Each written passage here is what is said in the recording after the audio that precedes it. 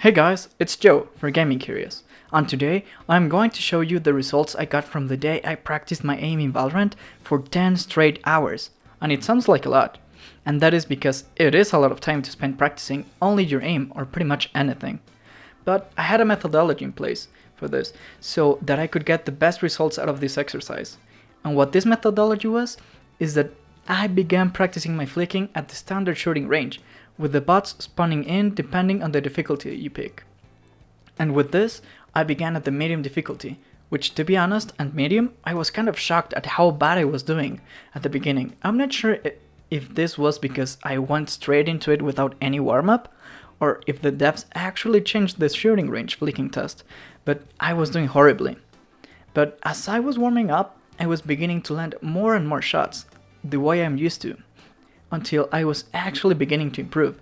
So when I thought I was ready, I turned the heat up and picked the hard difficulty, and to my surprise, I was hitting more targets than I was expecting.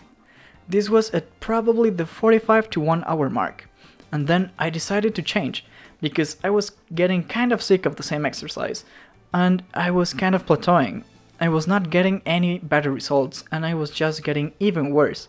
So I decided to change things up, because as we know, we as humans have only a short amount of time we were actually fully concentrated in a task, and if you change the task you're doing, you will actually regain the ability to focus and learn.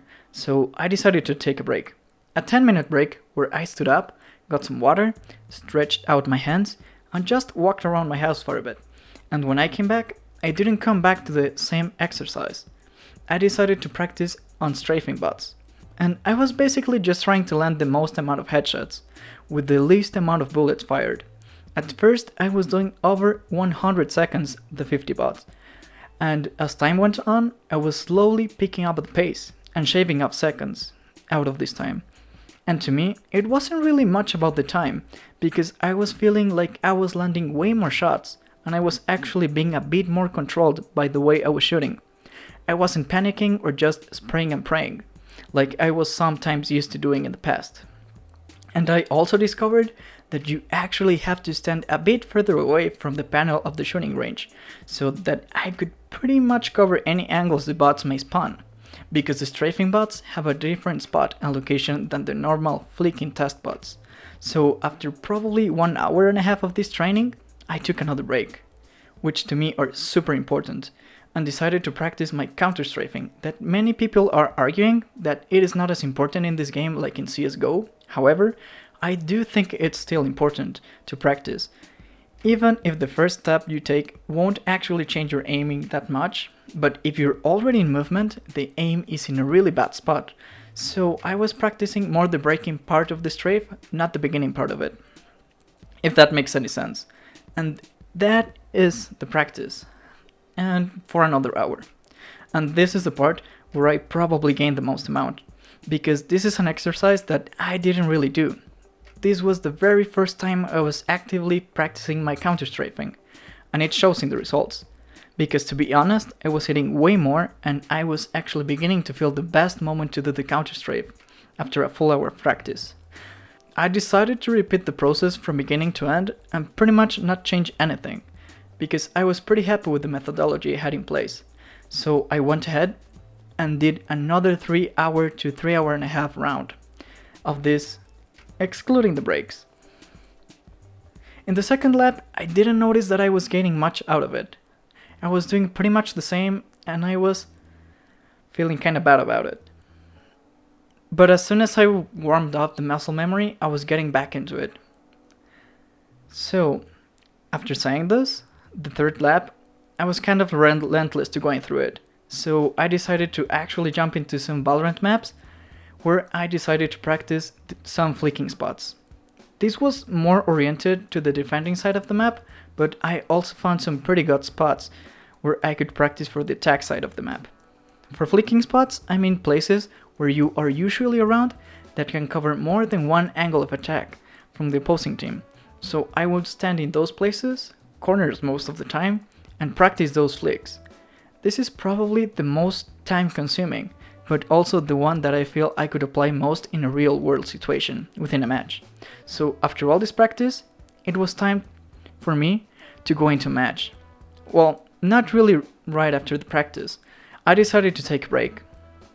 And this wasn't a 10-minute break. I decided to go to sleep and have a good breakfast and then go ahead and go right into a match and see how much of this practice paid off. So I will do a short analysis of some of the rounds in that match. This is an early round where we had an economy advantage. I was holding B with the Raze on my team, when really early on the round we spotted that they were committing a push to A side, but I had only spotted 2 enemies on the minimap while rotating to A, and one of my teammates called that they could be rotating to B, so I decided to have a bit more care while pushing through mid. And I made a mistake here, that was jumping before going up the rope, which made a lot of noise even if I was pressing shift. What really made me get the kill here was my crosshair positioning, because as you can tell, while I was going around that corner I had the Sage right on top of my crosshair, although a bit low, still wasn't target, so I need to aim a bit higher while going around that corner. And the same happened with the second kill, on the Sova. However, here the crosshair was right on target, which led to a clean kill. And it is exactly the same with the last kill in the Cypher.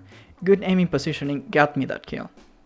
And this is something I may not have practiced directly in my 10 hours of practice, but I did practice that flicking spot, which led to me to know where to aim while turning that corner.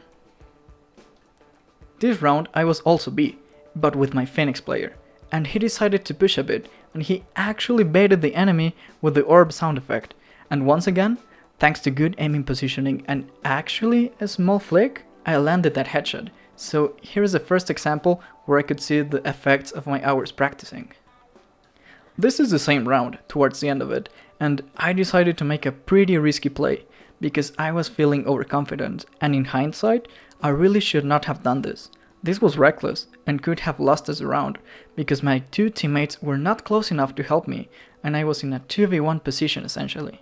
And even though, when I turned that corner, my crosshair was right on top of Raze's head, I flicked instantly to Sage, probably because that was the first thing I really saw. I shot at her a few shots, not hitting her, and then transferred the spray to Raze.